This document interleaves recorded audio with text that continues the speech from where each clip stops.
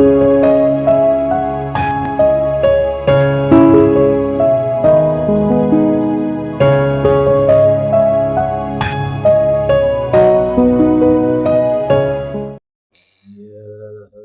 जगत सारा क्षणिक है और आत्मा एक नित्य है।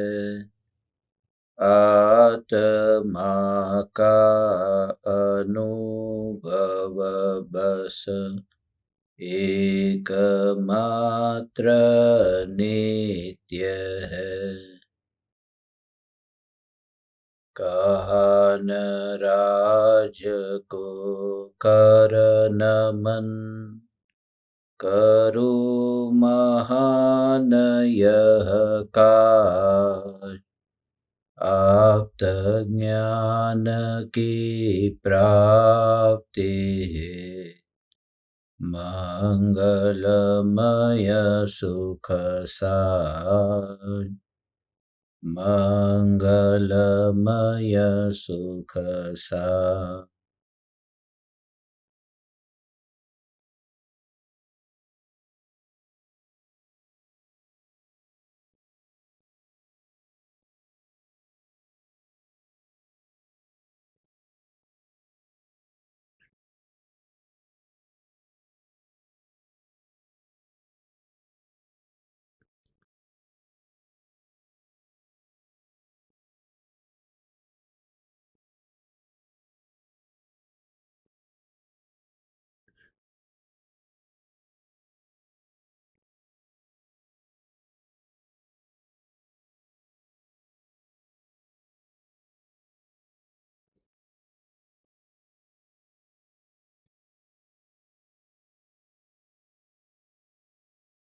चैतन्य स्वभावी भगवान आत्मा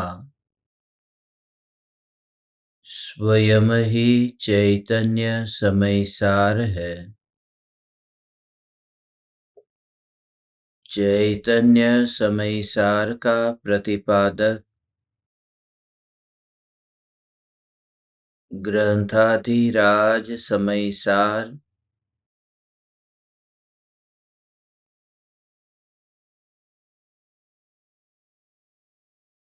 क्रमबद्ध पर्याय को सिद्ध करके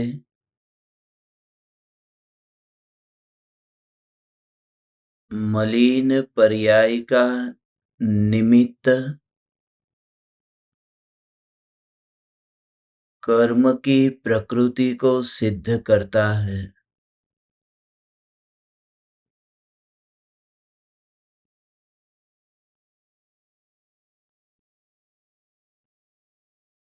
सर्व विशुद्ध ज्ञान अधिकार के प्रारंभ में 308 से 311 इन 4 गाथाओं में क्रम नियमित पर्याय का स्वरूप हमने अत्यंत सूक्ष्मता से समझा।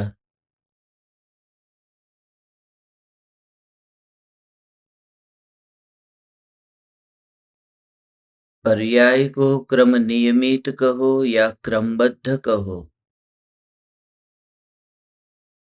एक ही बात है।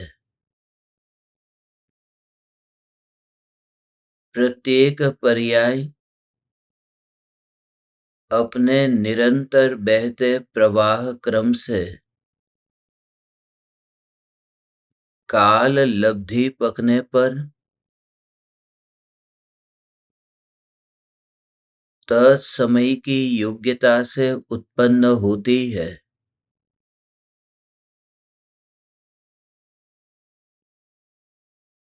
पर द्रव्य का परिणमन आत्मा में आता नहीं और आत्मा का परिणमन पर द्रव्य में जाता नहीं।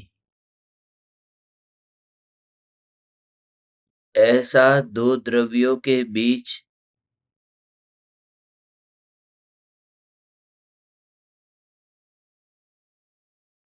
किसी भी प्रकार का संबंध नहीं होने पर भी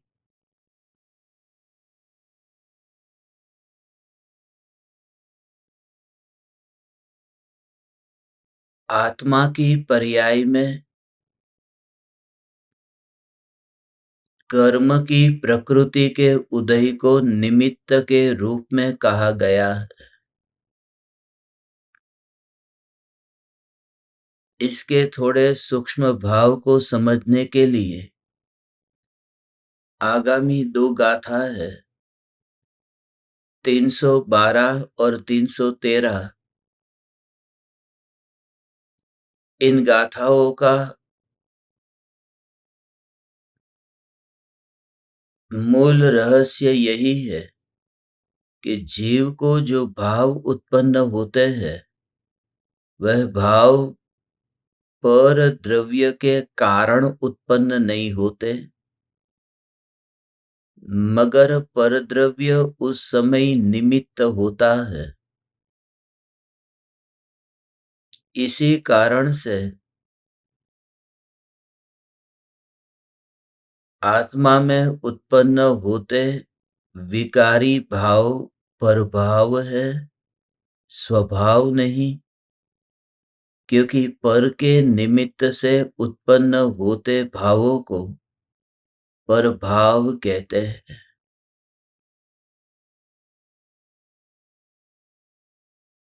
ज्ञानी और अज्ञानी के बीच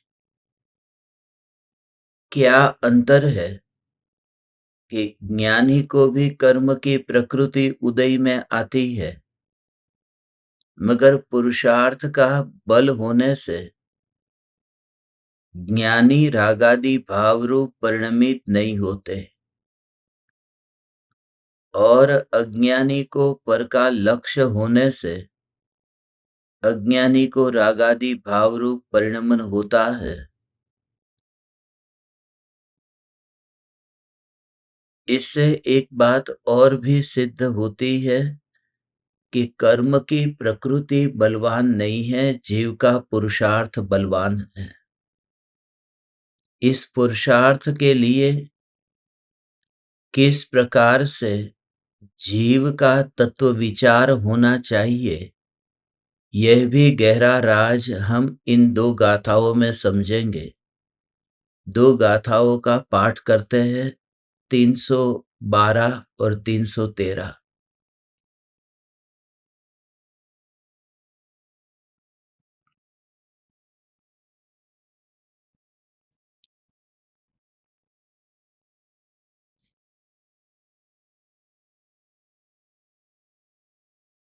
चेदादुपयडि अट्ठम उपजयी विनसयी पयडि वीचे यट्ठम उपजयी विनसयी एवं बंधो उदोणम पि अन्नो न पच्चया हव्ये अपणोपयडीयेय संसारो तेन जायते। चेतन आत्मा प्रकृति के निमित्त से उत्पन्न होता है और नष्ट होता है। इसी प्रकार प्रकृति भी चेतन आत्मा के निमित्त से उत्पन्न होती है और नष्ट होती है। इस प्रकार परस्पर निमित्त से आत्मा और प्रकृति दोनों का बंध होता है और उससे संसार होता है।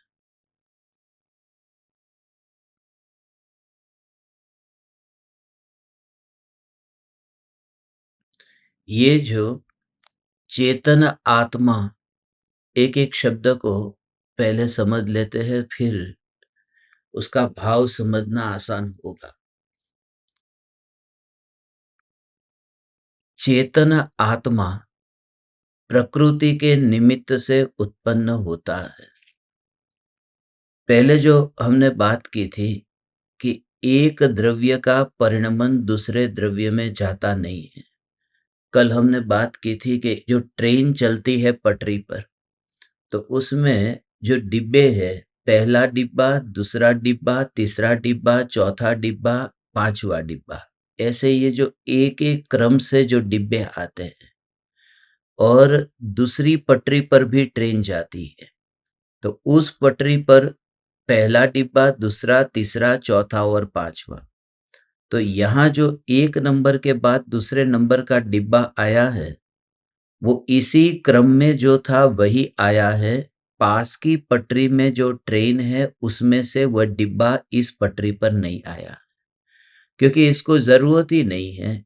इस ट्रेन में जब उसमें ही दूसरे नंबर का डिब्बा है, तो फिर दूसरी पटरी की ट्रेन से इधर डिब्बा लाने की ज़रूरत भी क्या है?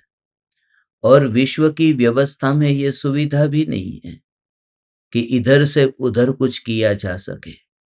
तो ये है कि आत्मा में जो क्रोध का भाव आता है, मान का भाव आता है, अब समझने के लिए कि पहले समय में क्रोध आया, दूसरे समय में मान आया, तीसरे में माया, चौथे में लोभ। तो क्रोध की पर्याय, फिर मान की पर्याय, माया की पर्याय, लोभ की पर्याय, ये पर्याय का क्रम है। अब खाली निमित्त की मुख्यता से कहे तो कि शत्रु को देख करके क्रोध आया, फिर धन, पद, प्रतिष्ठा को देख करके मान आया, फिर स्त्री को देख करके माया का भाव आया,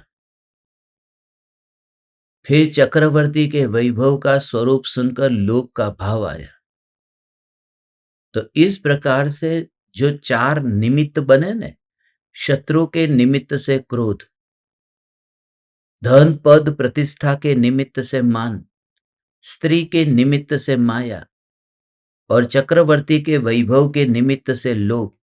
तो ये क्रोध, मान, माया, लोभ के जो भाव है, ये भाव उनमें से नहीं आए जो सामने है, क्योंकि ये जीव के क्रम में थे। यहाँ पर डिब्बे पे डिब्बे डिब्बे ऐसे क्रम से लगे हुए थे।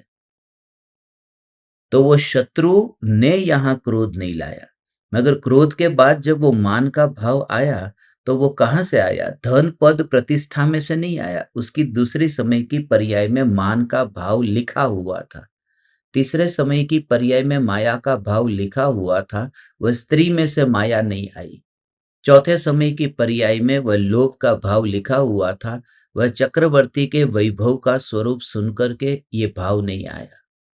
तो जीव में जो विकार के भाव उत्पन्न होते हैं, वह अपनी क्रमबद्ध पर्याय की योग्यता से होते हैं।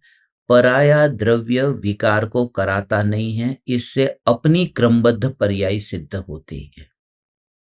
अकर्तावाद का सिद्धांत सिद्ध होता है। मगर आज अभी ये बता रहे हैं कि यदि ऐसा है तो फिर संसार होना ही नहीं चाहिए। फिर ये 4 गति में जन्म मरण क्यों होता है? क्योंकि जब ये ट्रेन है, ये ट्रेन जब अपनी पटरी पर चल रही है और दूसरी ट्रेन जब उसकी पटरी पर चल रही है, तो फिर ये अकस्मात क्यों होता है? जब दोनों ट्रेन अपनी-अपनी मर्यादा को छोड़ती नहीं है तो।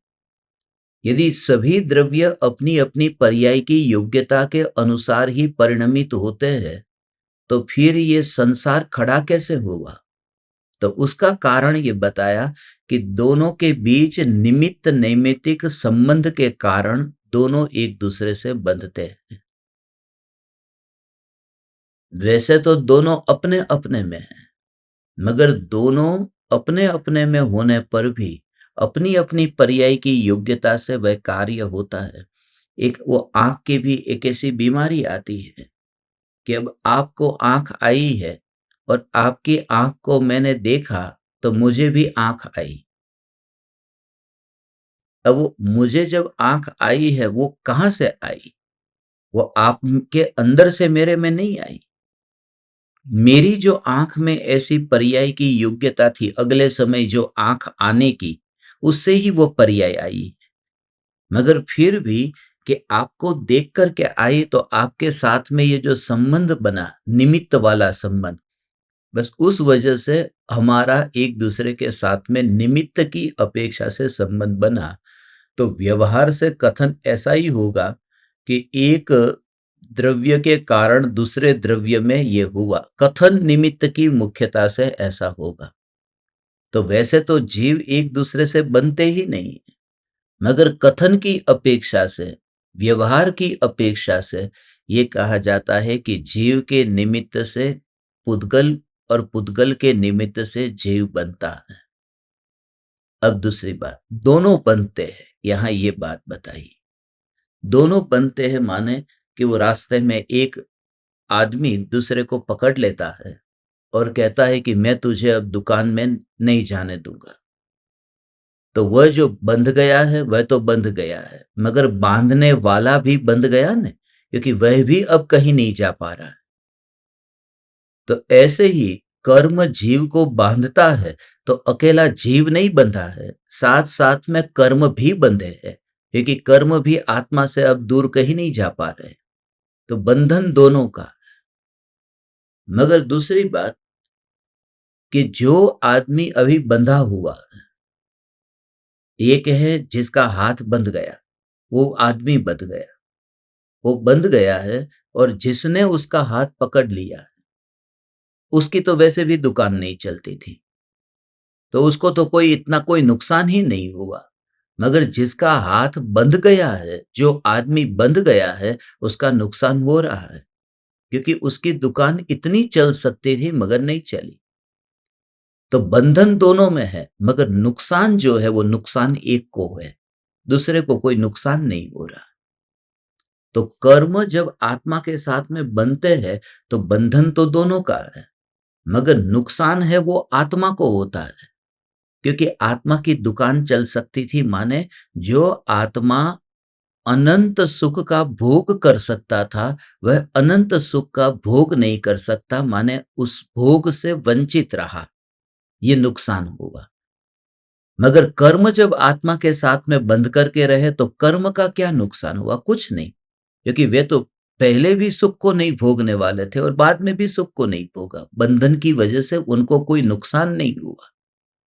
मगर आत्मा जो लोकाग्र शिखर पर जाकर के वह सिद्ध गति को प्राप्त हो सकता था, वह नहीं हुआ, तो ये सबसे बड़ा नुकसान हुआ। इसलिए ये निमित्त नैमित्तिक संबंध से दोनों बंधते हैं, एक ही नहीं बनता, मगर बंधन का फल आत्मा भोगता है। अब इसको कि जीव वो कर्म की प्रकृति के कारण और कर्म जीव के साथ में एक दूसरे के साथ में कैसे बनते हैं, ये देखो। चेतन आत्मा प्रकृति के निमित्त से उत्पन्न होता है और नष्ट होता है।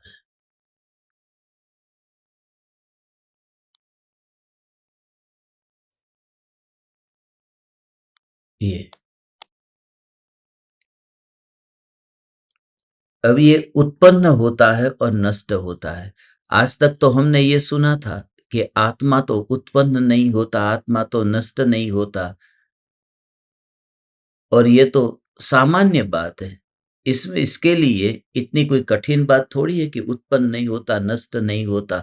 ये तो गीता में भी कहा है कि वो शस्त्रों द्वारा कटता नहीं है, ना उत्पन्न होता है, ना मरता है, वह तो अनादि अनंत है। और परम कृपालु देव ने भी कहा कि उसकी उत्पत्ति नहीं है, उसका लय नहीं है। यदि उत्पत्ति और लय हो जाए तो वो कहाँ पर जाएगा, कहाँ से उत्पन्न होगा और कहाँ जाएगा। इसलिए ये उत्पाद और व्यय ये भगवान आत्मा का कैसे बताया, तो ये व्यवहार का कथन है। जब आत्मा में राग का भाव उत्पन्न हुआ, उसको ही कहा कि आत्मा की उत्पत्ति हुई। क्रोधी आत्मा पैदा हुआ, फिर क्रोधी आत्मा मर गया, फिर अभिमानी आत्मा पैदा हुआ, फिर अभिमानी आत्मा मर गया, फिर मायाचारी आत्मा पैदा हुआ। तो वह जो जीव का उत्पन्न होना और नष्ट होना उसकी बात है, क्योंकि उसमें कर्म की प्रकृति निमित्त बनती है ना। चेतन आत्मा प्रकृति के निमित्त से, प्रकृति का निमित्त बताए तो प्रकृति के निमित्त से कोई जीव की उत्पत्ति नहीं होती। प्रकृति के निमित्त से तो क्रोध की उत्पत्ति होती है, मगर वह क्रोध का भाव हवा में लटकता हुआ नहीं है, वह तो जीव की पर्याय में होता है। इसलिए उसको कहा कि जीव उत्पन्न होता है वहां पर। तो उसके अंदर ये वहां पर उत्पन्न होता है, उसमें पूरी वस्तु को ऐसा करके बता दिया गया कि घर में अब कॉकरोच हो गए, तो कॉकरोच घर में हुए तो घर माने कैसे बना है घर, कि घर तो बना है, दीवारों से बना है, चार दीवार से, छत से, ये घर तैयार हुआ, ये मकान बना। तो उसमें अब कॉकरोच हो गए, तो मकान के अंदर थोड़ी कॉकरोच हुए। मकान माने जो बना है वह, बना है वह तो दीवार बनी है, उसके अंदर, दीवार के अंदर कॉकरोच थोड़ी है। और जहां पर कॉकरोच अभी दिखाई दे रहे वहां तो खाली जगह है, वो तो बनी भी नहीं है। तो फिर उस जगह पर कॉकरोच है, ये क्यों कहते कि घर में कॉकरोच है? क्योंकि उसमें उसके अंदर होने से उसके साथ व्यवहार भी ऐसा होता है, वो घर के साथ जैसा व्यवहार होता है, ऐसा नाम, ऐसा नहीं कहा जाएगा कि घर के अंदर खाली जगह है वहां कॉकरोच है, ऐसा ही कहेंगे कि सारे घर में कॉकरोच है। तो ऐसे ही वो पर्याय उत्पन्न होती है, मगर राग उत्पन्न हुआ ऐसा नहीं कहते। जिसमें राग उत्पन्न हुआ है उस पूरे आत्मा को ये कहा है कि आत्मा उत्पन्न होता है। वास्तव में तो क्रोध उत्पन्न हुआ, मगर हुआ है आत्मा। कौन सा आत्मा? कि पापी आत्मा पैदा हुआ, पापी आत्मा, क्रोधी आत्मा यहां पैदा हुआ। अपन भी व्यवहार की भाषा में तो ये बोलते हैं ना, कैसा लोभी यहाँ पैदा हुआ है, मेरे घर में एक बेटा पैदा हुआ है, बहुत लोभी पैदा हुआ है।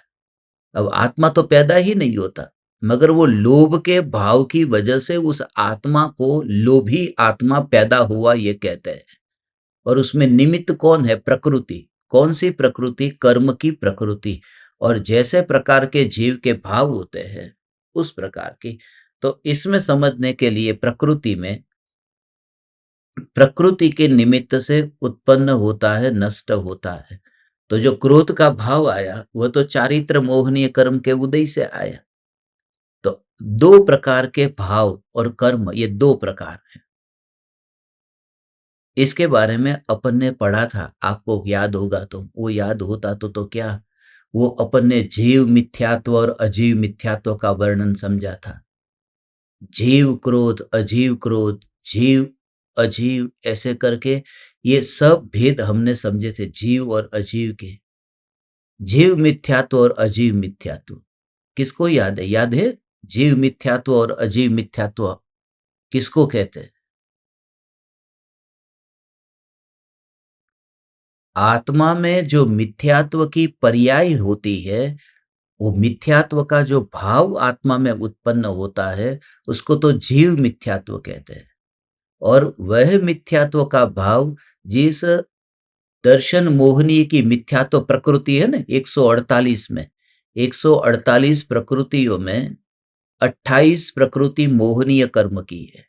उनमें 3 प्रकृति दर्शन मोहनीय की और 25 प्रकृति चारित्र मोहनीय की है। 3 प्रकृति जो दर्शन मोहनीय की है उसमें मिथ्यात्व, सम्यक मिथ्यात्व और सम्यक प्रकृति।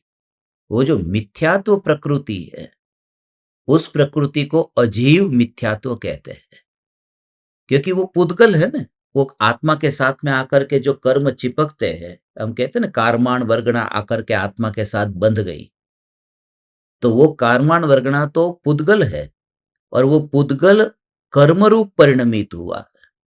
तो ऐसे ही अनंतानुबंधी क्रोध मान माया लोभ के भाव भी होते हैं और अनंतानुबंधी क्रोध मान माया लोभ की कर्म की प्रकृति भी होती है।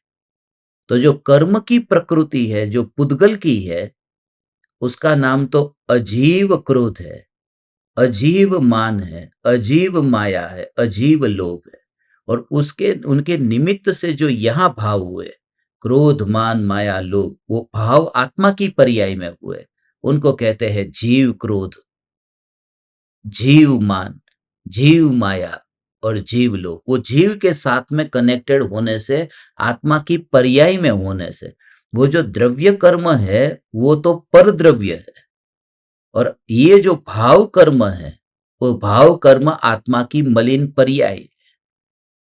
तो इस तरह से वो द्रव्य कर्म के उदय के निमित्त से, तो ये जो प्रकृति के निमित्त से कहा, ये चेतन आत्मा प्रकृति के निमित्त से उत्पन्न होता है। अब मिथ्यात्व प्रकृति के निमित्त से मिथ्यात्व भाव उत्पन्न होता है, इसलिए आत्मा को मिथ्या दृष्टि उत्पन्न हुआ ऐसा कहते हैं। और वह मिथ्यात्व प्रकृति का व्यय होने से, माने उदय का अभाव होने से, वह भाव भी नष्ट होता है। इसी प्रकार प्रकृति भी चेतन आत्मा के निमित्त से उत्पन्न होती है और नष्ट होती है। ये एक दूसरे में जो निमित्त बनते हैं ना, वह कारण बताया कि जीव और अजीव, ये दोनों, जीव और अजीव माने कर्म की प्रकृति एक दूसरे में निमित्त बनती है। कुम्हार का हाथ और मटका, याद आया कुछ? याद आ गया, मुझे पता है याद आ गया। हाँ,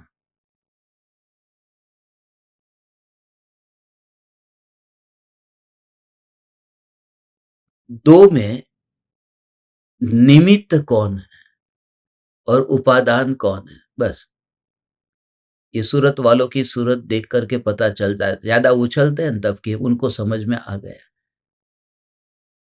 बताओ कि ये कुम्हार का हाथ है और ये मटका है, तो दोनों में निमित्त और उपादान कौन है? कि पहले ये बताओ कि कार्य क्या हुआ है, बस ये तो याद हो गया। पहले ये बताओ कि कार्य क्या हुआ है। यदि ये कहा कि मटका बनने का कार्य हुआ है, तो उसमें निमित्त बनेगा कुम्हार का हाथ। और ये कहेंगे कि कुम्हार का हाथ घिस गया है, छिल गया है, तो कुम्हार का हाथ हो जाएगा उपादान और मटका होगा निमित्त। समझ में आया ना?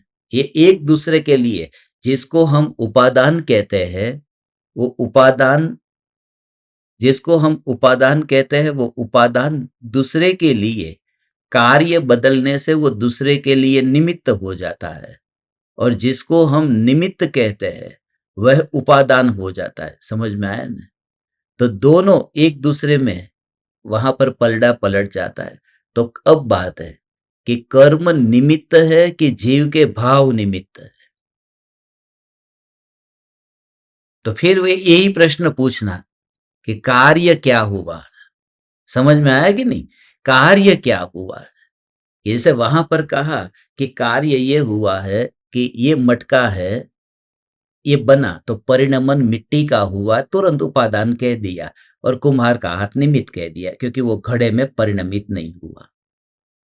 और फिर ये कहा कि कुम्हार का हाथ छिल गया है, तो कुम्हार का हाथ उपादान कारण बन गया, उपादान बन गया। और वो जो मटका है वो निमित्त बना, क्योंकि वह मटका हाथ के अंदर नहीं चला गया जहां कार्य हो रहा है। ऐसे ही अब जीव और प्रकृति, इन दोनों में कारण कार्य संबंध कैसे होता है कि कार्य क्या हुआ है, पहले ये बात करो। तो कार्य हुआ है कि जीव ने क्रोध किया, क्रोध का भाव, तो कार्य तो जीव में हुआ ना, क्रोध का भाव आया, तो उपादान कौन हुआ? जीव। और किसके निमित्त से? कि वह जो द्रव्य कर्म प्रकृति है, उसके निमित्त से, तो वो बन गई निमित्त। और जीव में भाव हुआ तो जीव के भाव हो गए वहां पर उपादान, उसकी योग्यता थी। मगर उस भाव से नए कर्म का बंध भी होता है ना।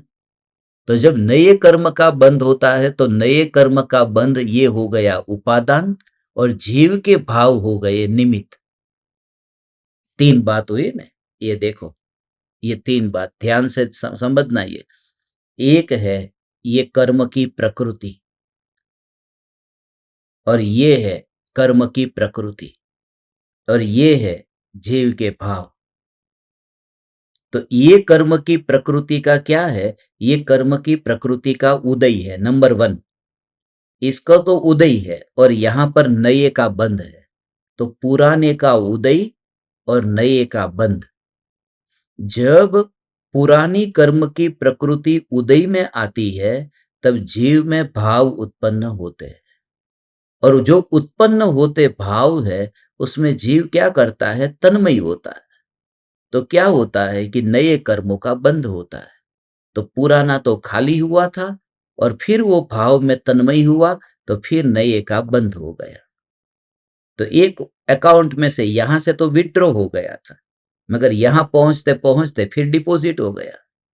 तो जब ये कर्म की प्रकृति है, जीव के भाव के लिए, ये जीव का भाव जो है, उस भाव में, इसको भाव में ये कर्म की प्रकृति तो बनेगी निमित्त।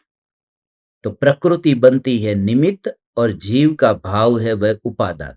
और यहाँ पर जीव का भाव बनता है निमित्त और प्रकृति हो जाती है उपादान, क्योंकि ये जो भावों के निमित्त से बनी ने, ये कर्म की प्रकृति में भावों का निमित्त था, बंधी हुई, अपने आप नहीं बंध गई। जीव में क्रोध मान माया लोभ के भाव हुए हैं, उस वजह से ये कर्म प्रकृति बंधी, तो वो भाव निमित्त बन गए। मगर वो भाव उत्पन्न कब हुए थे? कि कर्म का उदय निमित्त था, तब ये उत्पन्न हुए थे। तो ये तीन बात अभी किन को याद रहती है? अभी ध्यान से सुनना, क्योंकि अभी आपको 5 मिनट में ही सत्संग पूरा होने के बाद में, समय सार का सत्संग पूरा होने के बाद 5 मिनट के अंदर ही आपको फिर से दीपक कनेक्शंस ध्यान प्रयोग के लिए बैठ जाना है। इसके लिए उसकी तैयारी में रहना। आज शाम को सत्संग नहीं होगा, अभी सत्संग होगा, उसके बाद में मुझे इंटरनेट नहीं मिलने वाला है। इसके लिए जितना अपन बैठ सकेंगे उतना अभी बैठ लेंगे, और आपको कितना समझ में अभी आया है उसका क्वेश्चन आंसर भी वहां पूछ लेंगे। तो ताजा ताजा है तो आप उत्तर भी दे पाएंगे, शाम तक तो भूल भी जाएंगे क्या कहा था। इसके लिए ये जो तीन बात है, ये द्रव्य कर्म में क्या है, दोनों में अंतर क्या है, ये समझ में आया? ये भी प्रकृति है, ये भी प्रकृति है, मगर कार्य दोनों में अलग अलग है। ये जो प्रकृति है उसके साथ तो लगता है उदय, और ये प्रकृति है उसके साथ लगता है बंध। तो पुरानी प्रकृति जो बंधी हुई थी उसका उदय आया, तब जीव में भाव हुआ, उन भावों में जीव तन्मय हुआ, तब फिर नई प्रकृति का बंध हुआ। बंध तो उसमें निमित्त नैमित्तिक संबंध जीव का और प्रकृति का ऐसे बनता है। इससे जीव उत्पन्न होता है। इसी प्रकार ये पहली जो बात है, अब देखो, आत्मा प्रकृति के निमित्त से उत्पन्न होता है, ये है पहली और दूसरी उंगली की बात। पॉइंट नंबर 1 और पॉइंट नंबर 2। तो पॉइंट नंबर 1 2 में क्या आएगा कि प्रकृति के निमित्त से, तो ये है पॉइंट नंबर 1। और फिर उत्पन्न होता है, नष्ट होता है वह राग द्वेष के भाव, माने पॉइंट नंबर 2। अब फिर आगे इसी प्रकार प्रकृति भी चेतन आत्मा के निमित्त से उत्पन्न होती है और नष्ट होती है। तो प्रकृति भी, ये पॉइंट नंबर 3 हो गया। अब किसके कारण होती है? तो पॉइंट नंबर 2 के कारण, चेतन आत्मा के निमित्त से, माने चेतन आत्मा में होने वाले उन भावों के निमित्त से वो प्रकृति उत्पन्न होती है और नष्ट होती है। उत्पन्न होती, नष्ट होती, माने बनती है और फिर छूटती है। ऐसे कर्म का जीव के साथ में निमित्त नैमित्तिक इस प्रकार परस्पर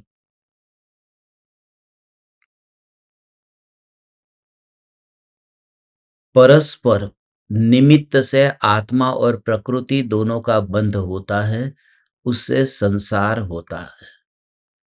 इसमें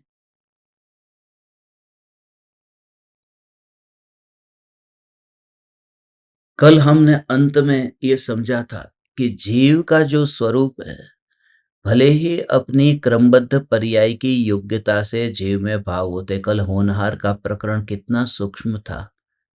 हे चैतन्य परमात्मा, ये जो भाव उत्पन्न होते हैं, उन भावों की उत्पत्ति तो क्रमबद्ध में होना है, वही होता है, उसमें कुछ भी फेर फार नहीं किया जा सकता।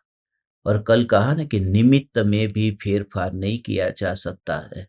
तो जो भाव जब आने हैं तब आएँगे। उस समय कर्म का बंध भी जैसा होना होगा वह होएगा। तो निरंतर, निरंतर, निरंतर, निरंतर, निरंतर, निरंतर, निरंतर, निरंतर नया-नयापन आता है। नया-नयापन आने पर भी ऐसा हो, नया-नयापन आने पर भी उसमें कोई पराये का निमित्त होने पर भी यह अनुभूति, अनुभूति, अनुभूति पर ज्ञानी का जोर होने से ज्ञानी को बंधन नहीं होता है। निरंतर ये भाव होते हैं, कर्म का उदय होता है, तो कर्म के उदय के काल में भी वह स्वभाव की जागृति है। उस समय वह स्वभाव, स्वभाव, स्वभाव, स्वभाव, स्वभाव, स्वभाव, स्वभाव, उसमें वह कारण नहीं है, स्वभाव की अनुभूति है। घी ठंडा है तो चिकना है, मगर आग पर गर्म हुआ तो भी चिकना है।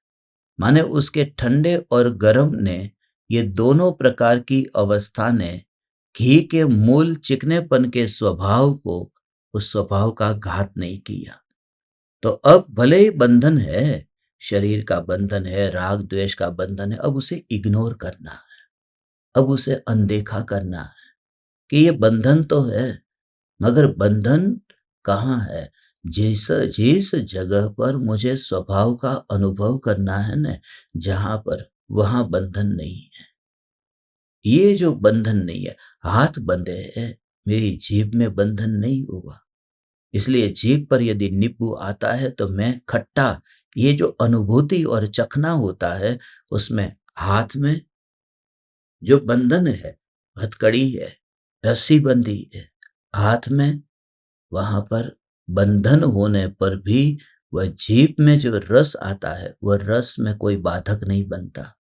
ऐसे ही तो मैं ज्ञान स्वरूप चैतन्य परमात्मा, भले ही ये कर्म की प्रकृति और आत्मा के बीच में ये राग का भाव होता हो, तो भरत चक्रवर्ती को कर्म की प्रकृति उदय में आती थी न, और उस वजह से क्रोध का भाव आया कि लाओ चक्र छोड़ो, मान का भाव आया, लाओ 6 खंड को जीत लूं।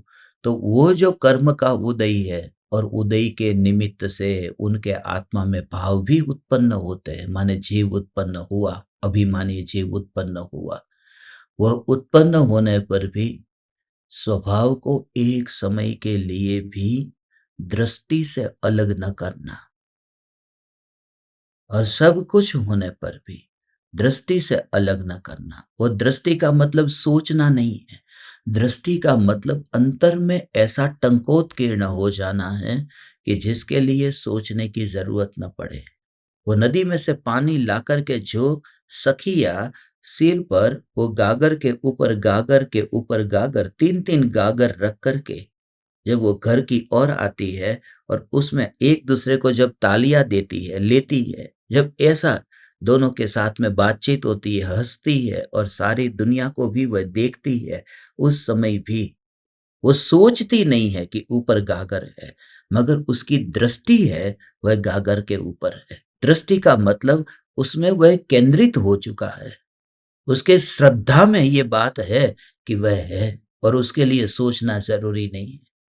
जैसे अज्ञानी को अपने माता-पिता, भाई-बहन, अब वो कितनी बार सोचता है मेरे कितने भाई है, कितने बहन है, ये सोचता कौन है? रोज कितनी बार सोचते हो? मगर श्रद्धा में जो 24 घंटे पड़ा हुआ है, तो उस 24 घंटे पड़े हुए उस परिणमन को यहाँ श्रद्धा और मान्यता कहा है। इसलिए ज्ञानी को बंधन होने पर भी बंधन नहीं है।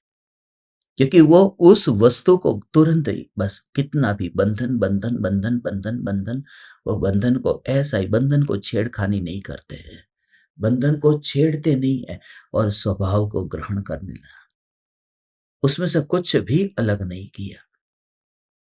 ऐसा होता है ना, बॉक्स पूरी तरह से पैक हो, ऐसा बॉक्स पैक हो, बहुत सी अमेज़न से डिलीवरी आती है, तो वो जो बॉक्स तो पूरा पैक बॉक्स आया है, तो बॉक्स को कोई फाड़ता नहीं है, उसको ख़त्म नहीं करता, मगर क्या करता है कि वो जो बॉक्स है, उस बॉक्स को ऐसे ही रख के खाली एक कैंची से उसको काट दिया। पूरा बॉक्स है उसको जलाया नहीं, उसको कुछ नहीं किया और उसमें जो वस्तु थी वो वस्तु निकाल ली। और बॉक्स ऐसा का ऐसा, बहुत बार तो उसके ऊपर रस्सियाँ भी ऐसे लिपटी हो न, उसको भी निकाला नहीं है।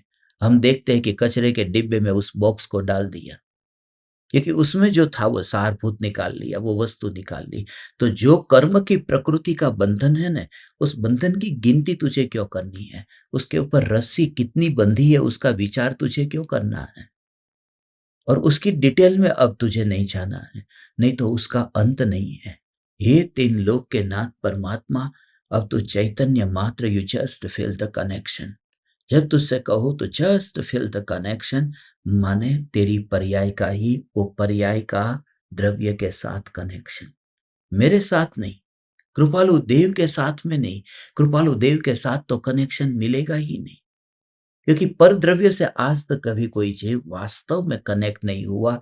ये तो व्यवहार की भाषा ऐसी है, just feel the connection with your enlightened master. ये तो बोलने की बात है, मगर वास्तव में तो पर्याय का द्रव्य के साथ में ऐसा कनेक्शन होता है, उसी को निर्विकल्प अनुभूति कहते हैं। और आज तक जिन जीवों को देखा ने, उसमें कुछ भी न करने जाना, उसमें कुछ भी। हे तीन लोक के नाथ परमात्मा, यू फील इट। समूसरण को तोड़ने गए, हथौड़ा मंगवाया, इंद्रों से कहा, इंद्रों से ये कहा कि हथौड़ा लाओ, जल्दी से जल्दी ये समूसरण तोड़ देना। नहीं कहा समूसरण को तोड़ना है, नहीं। समूसरण की रचना हो गई, स्वर्ग के देव आए, तीन गति के जीव वहां आए, इतना भव्य समूसरण, रत्नों की वर्षा, देव दुंदुभी, भामंडल, छत्र, अशोक वृक्ष, ऐसे अष्ट प्रातिहार्य, ये सब कुछ, और कुछ भी करने नहीं जाते और अनंत सुख भोगते हैं, अनंत आनंद का भोग करते हैं। क्यों? क्योंकि उन्हें अंतर में ये बात दृष्टि में आई है कि संयोग तो अनुभूति में कहीं आता ही नहीं है। इसलिए हे चैतन्य परमात्मा, संयोग आता नहीं है, कर्म संयोग है, प्रकृति संयोग है, और वह अनुभव में नहीं आती, तो प्रकृति को निकालना भी क्यों है? इसलिए जिन्होंने कर्म की प्रकृति, तू भगा दे। कैसे भगाएगा? तू मुझे बता, कैसे भगाएगा? चूहे को पकड़ करके घर से बाहर भगाना है, तो पहले चूहा दिखाई तो दे कि कहाँ है चूहा, कि हाँ, अलमारी के नीचे चला गया है, पलंग के नीचे चला गया है। मगर तूने देखा कि हाँ, मैंने देखा था। देखा है तो चल तू मेहनत भी कर, कभी वो चूहा पलंग के नीचे से निकलेगा, अलमारी के नीचे से निकलेगा। मगर जब दिखाई ही नहीं देता, तू कैसे पकड़ेगा? जब वो कर्म जो है, जो आत्मा को दिखाई ही नहीं देते, जो आत्मा के साथ बंधे हुए हैं, तो कैसे निकालेगा?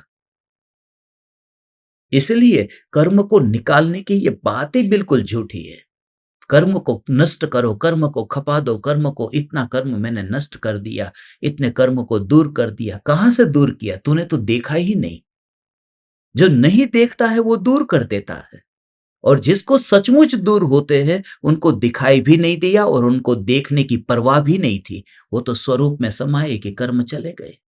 कर्म सूक्ष्म है, 6 प्रकार के पुद्गल जो है, स्थूल स्थूल स्थूल, स्थूल सूक्ष्म, सूक्ष्म स्थूल, सूक्ष्म सूक्ष्म सूक्ष्म, ये जो स्कंद के 6 प्रकार है, उसमें तो 5वां जो प्रकार है सूक्ष्म, वो कर्म तो सूक्ष्म है, वो कैसे पकड़ में आएंगे? तो ज्ञान में जब जानने में ही नहीं आते, तो उन कर्मों से लड़ोगे कैसे? लड़ने के लिए सामने आना तो चाहिए, वो होना तो चाहिए। अब परछा से तुम लड़ते हो, परछा को काटते हो, मगर वो परछा कहाँ है? वहां कुछ है ही नहीं। वो परछा का नाम राग द्वेष के भाव है। तो न तो तुझे द्रव्य कर्म से लड़ना है, न तो तुझे भाव कर्म से लड़ना है। दो में से किसी से भी नहीं लड़ना। सहज रूप से मात्र स्वभाव का अनुभव हो, और इस वजह से शरीर बीच में नहीं आता। और सम्यक दृष्टि की दृष्टि में परमात्मा होने से, उनको एकमात्र चैतन्य परमात्मा होने से ये दिखाई भी नहीं देता कि वो शरीर क्या कर रहा है, वो भाव क्या है। वह अनुभूति अनुभूति अनुभूति।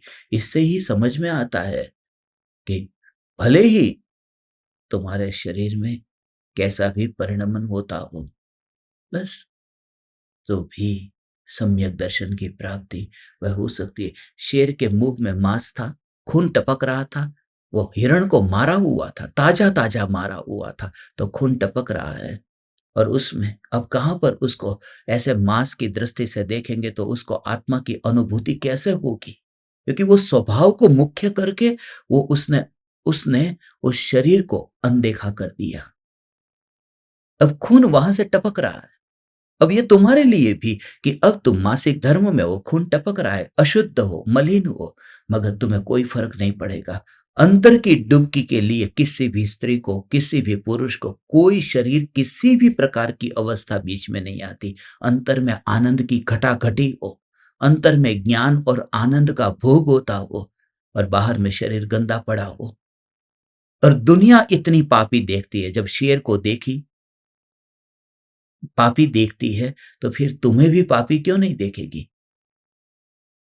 और फिर जब तुम्हें ऐसा नीचा देखती है, तो फिर जिसके घर में मरण हुआ है, उसको भी सूतक वाला, पातक वाला, जो जन्म हुआ है तो सूतक वाला, मरण हुआ इसका पातक वाला, इतने दिन का पातक, इतने दिन का सूतक, उसको अपवित्र देखती है। अब तू जरा विचार कर, अनुभूति उसका नाम है, जहां कोई भी शरीर के परमाणु, शरीर के रिश्तेदार, शरीर की अवस्था, अनुभूति की बात में कहीं बीच में बाधक ही नहीं बनती। तो बंधन है, ये कर्म के साथ में आत्मा का बंधन है, मगर बाधक कोई बनता ही नहीं है। बाधक अनुभव में कोई बाधक नहीं बनता। तो ऐसा का ऐसा ही स्वरूप, बस पूरा अंतर की बात है ना, ये बात अंतर की है। तुम समझ रहे हो ना? ये अंतर की बात है भगवान। ये अंतर की बात का मतलब पता चला कि अपार बिस्किट का पैकेट है, खाली समझने के लिए, बिस्कुट का पैकेट है और उस पैकेट को खोले बिना भी बिस्किट को चखना है, तो कैसे चखोगे? नहीं चख पाओगे ना, तो पैकेट को तोड़ना पड़ेगा, खोलना पड़ेगा ना। नहीं चखा जा सकता है। यदि चींटी यदि उस पैकेट के अंदर ही रह गई है, तो वो बिस्कुट को खा सकती है। उसको वो ये नहीं कहती कि तुम पैकेट को तोड़ो, उसके बाद में मैं बिस्कुट को खाऊंगी। थैली के अंदर शक्कर है और वहां अंदर चीटा है, मकोड़ा है, तो वो शक्कर को चखता है। उसके लिए ये नहीं कि कब ये थैली कटेगी, छूटेगी, रस्सी छूट जाएगी, तब जाकर के मैं चींटी, मैं मकोड़ा ये शक्कर को खाऊं। क्योंकि जब अंदर की बात का मतलब पता चला, बात जब अंदर की है, तो बाहर का बंधन क्या करता है? When I understand, I feel कि you are feeling the connection now. आहा! हे तीन लोक के नाथ परमात्मा, इतनी विराट दृष्टि प्रदान करने वाला ये वितराग सर्वज्ञ प्ररूपी धर्म, ऐसा ये धर्म कितना संयोगों की वजह से अटक करके रह गया, संयोग में अटक के रह गया। बस ऐसा ही है। ओ हो, ओ हो।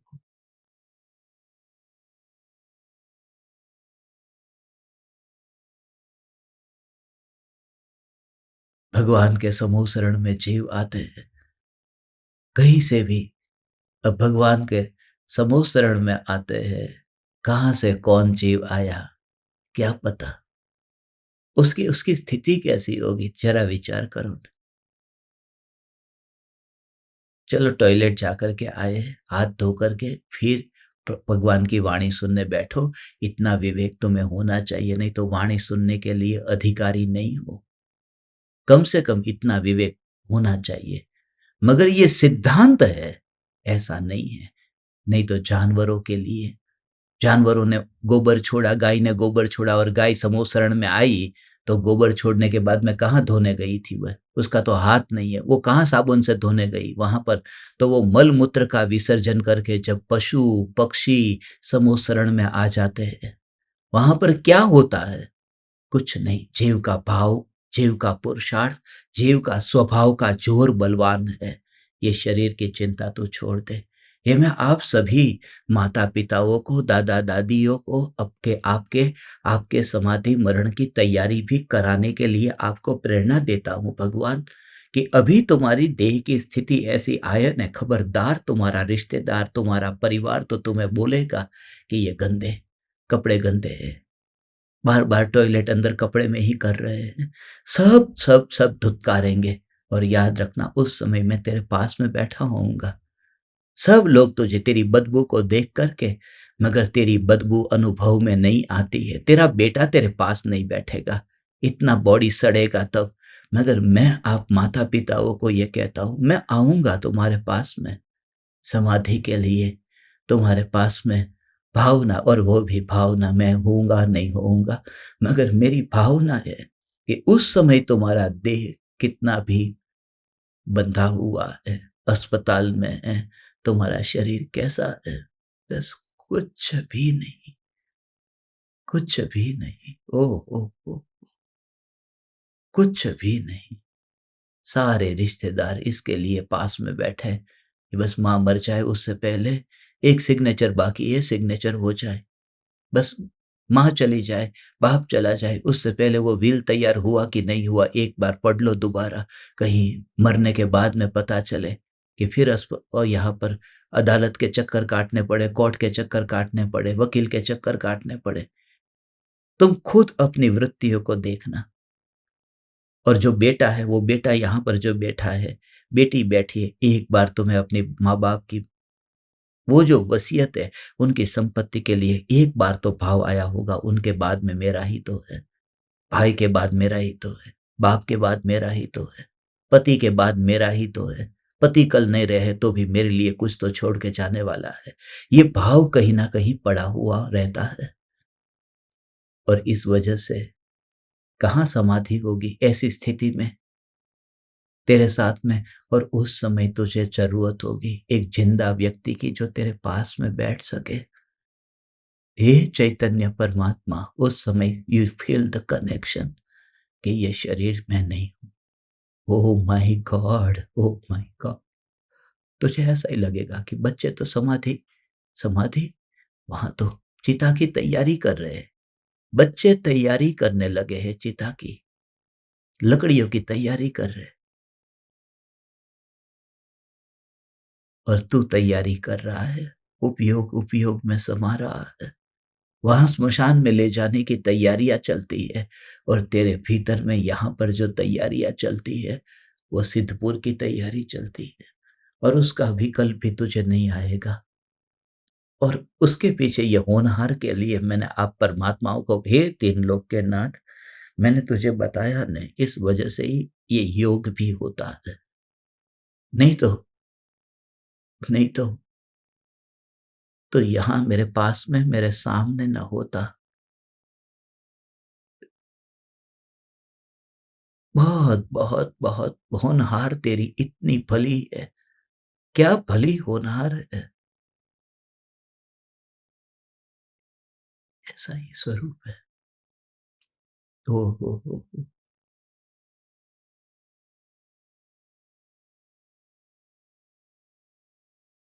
सिकंदर का पुण्य उतना नहीं था,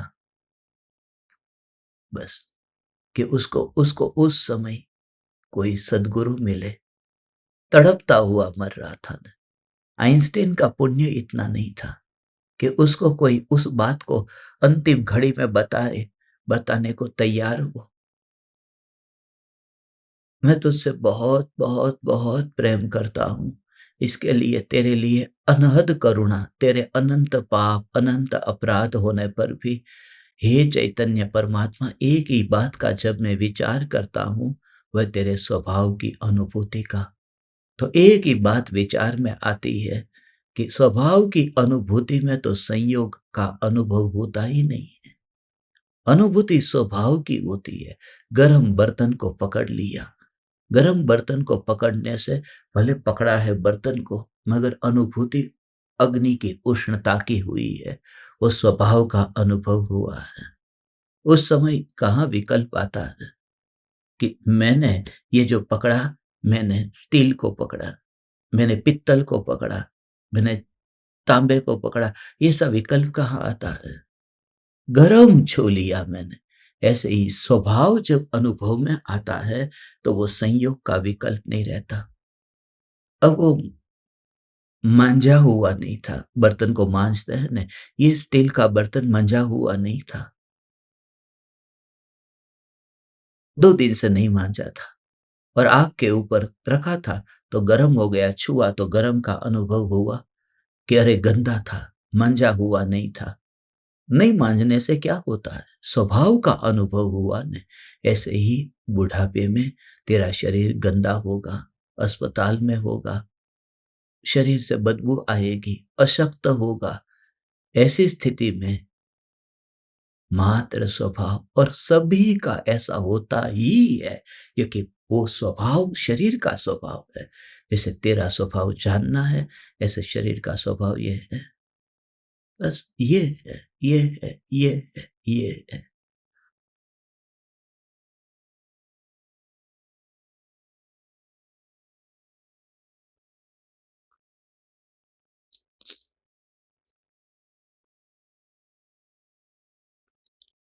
हे आचार्य कुंदकुन देव, हे आचार्य कुंदकुन देव, चेतन और अचेतन, चेतन कहते ही जीव, अचेतन कहते ही कर्म की प्रकृति, इन दोनों का बंधन तो हुआ है, मगर बंधन से संसार होने पर भी ज्ञानी अबंध है, क्योंकि ज्ञानी बंधन का अनुभव नहीं करते, ज्ञानी स्वभाव का अनुभव करते हैं। जो अंतर में है, वहां पर ये विचार कहाँ आता है? बस ऐसा ही विचार कहाँ आता है?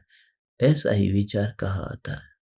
7 फेरों का बंधन है, शादी का बंधन है, विवाह का बंधन है। अब पति पास में सो रहा है, पत्नी पास में सो रही, दोनों सो रहे हैं, एक ही बेड पे सो रहे, पत्नी पास में है। मगर जब पति सो गया, तो उस समय नींद में उस पत्नी को लेकर के गया ही नहीं। पत्नी का शरीर का एक भी परमाणु उस नींद की गहराई में नहीं गया। समझ रहे हो? वो जो अनुभूति और भाव की दशा है, नींद क्या है? वो गहराई में चला गया, नींद में। तो उस समय उसका एक भी परमाणु लेकर के नहीं गया, साइड में पड़ा है। और विवाह का बंधन तो कहते हैं ना, कि अब ये पत्नी के साथ में बंधन में बंधा है ये पति।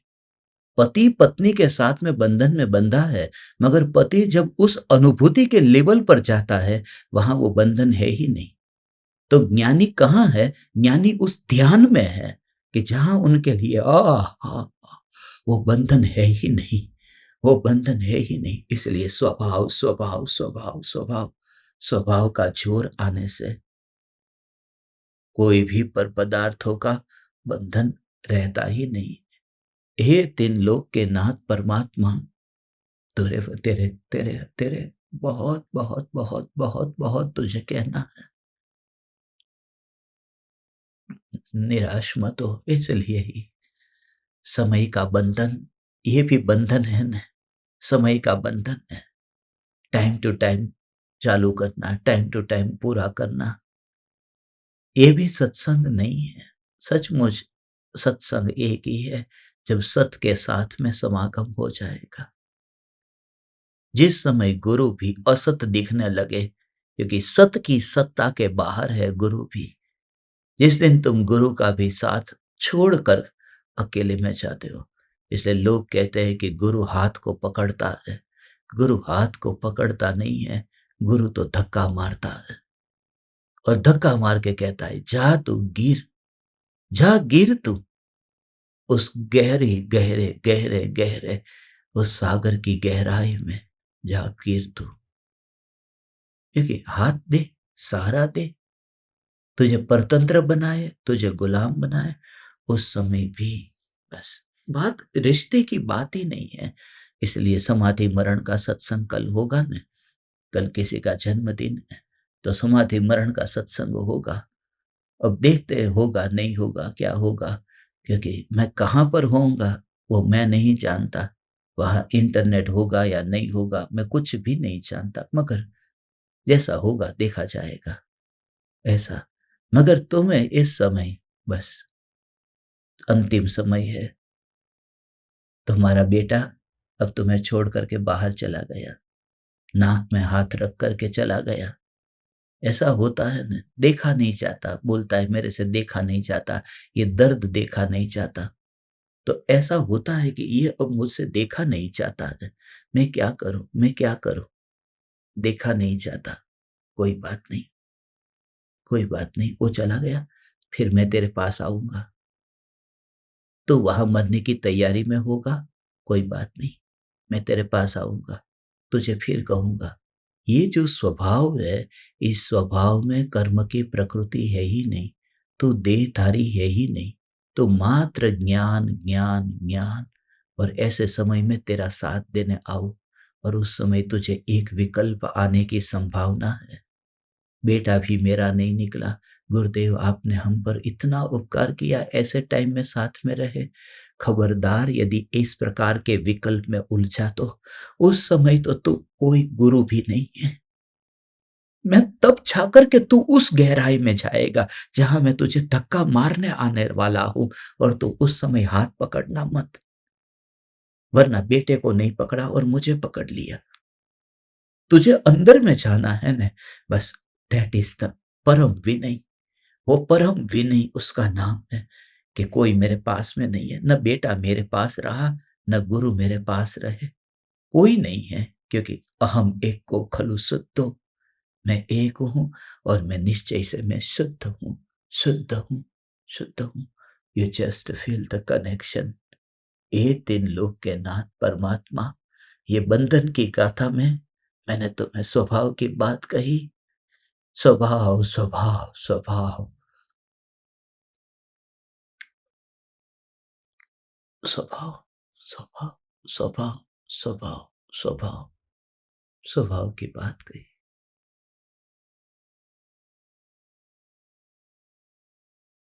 ऐसे सहज स्वभाव जो मैं खुद आपको अनुभव करता हूं न, वही, वही, वही। मैं कल शाम को 4 बजे निकला था मुंबई से, घर से निकला था। 3 घंटे की फ्लाइट है दुबई की। मतलब फ्लाइट में late, late, late, late, late होते हैं। सुबह 4 बजे यहाँ पहुंचा और मैं अभी नहाया भी नहीं, गंदा हूँ। मैं अगर गंदा होकर के साफ तुमको बोल देता हूँ, गंदा हूँ, फिर भी वो पवित्र आत्मा में जो तुमसे मैं परोस रहा हूँ, उसकी ज्ञान की अनुभूति में देह की गंदगी आती ही नहीं है। ऐसा तुम अनुभव करो, अनुभव करो, अनुभव करो। आप समस्त परमात्माओं को भगवान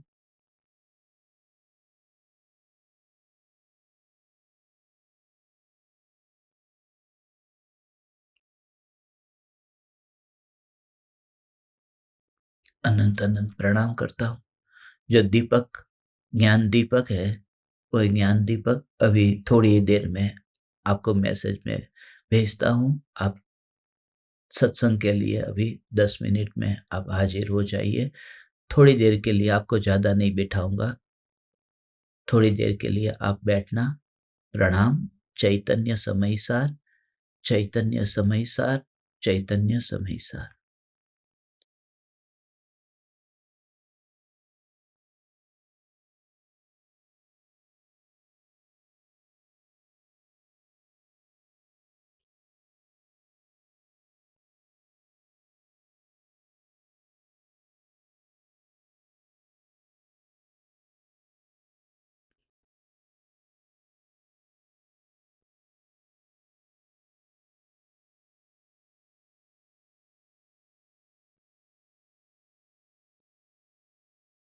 अहो अहो श्री सद्गुरु करुणा सिंधु अपार,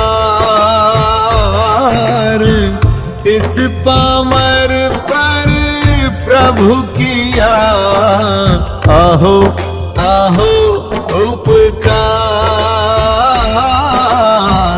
अहो अहो उपकार। देह सहित जिनकी दशा वरते देहातीत, उन ज्ञानी के चरण